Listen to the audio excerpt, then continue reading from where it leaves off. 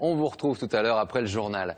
Un autre regard sur Marseille. Si vous connaissez la ville, vous connaissez son historique Hôtel-Dieu qui date pour une partie du Moyen-Âge inscrit à l'inventaire des monuments historiques. Il a été durant des années un hôpital surplombant le Vieux-Port et il vient de devenir le premier palace 5 étoiles de la cité phocéenne. Coulisses d'une transformation et des enjeux économiques avec Nicolas Luizet et Benoît Jourdan.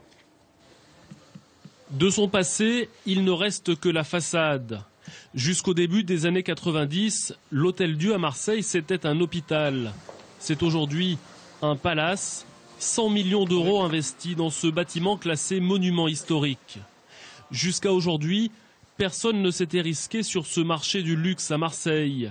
Mais les investisseurs sont persuadés que désormais, il y a une clientèle pour cette suite présidentielle à 5 000 € la nuit. Et à ce prix, chaque détail compte. Et les deux chaises viennent là, donc on va faire refaire. Je pense que Marseille n'était pas toujours très bien perçu. C'est vrai que c'était un pari, on en parle encore souvent aujourd'hui, parce qu'il y a 8 ans, il fallait vraiment y croire, mais on voit qu'aujourd'hui, ils ont eu raison d'y croire. Leur raison d'y croire, c'est cette métamorphose de Marseille, devenue capitale européenne de la culture. L'Hôtel-Dieu s'inscrit dans cette dynamique. Il était à l'abandon depuis des années.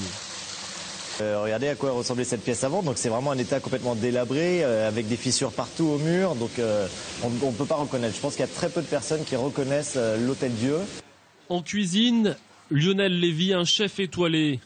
Il a quitté son restaurant sur le Vieux-Port pour se lancer dans l'aventure. On se bat contre un petit peu ces clichés où Marseille, rien ne se passe, rien n'évolue. Marseille est une ville complètement atypique et magique. Et c'est vrai qu'il nous manquait un endroit de ce niveau-là, quoi. Les premiers à découvrir les lieux sont invités. Cela permet de rôder le personnel. Et ce restaurateur voit d'un bon œil l'arrivée d'un concurrent. On passe son temps à dénigrer cette ville, on passe son temps à parler de la pègre, du grand banditisme.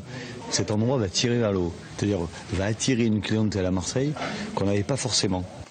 Derniers ajustements, le palace ouvrira dans quelques jours avec la volonté de s'adresser aussi aux Marseillais, le temps d'un café ou d'un déjeuner.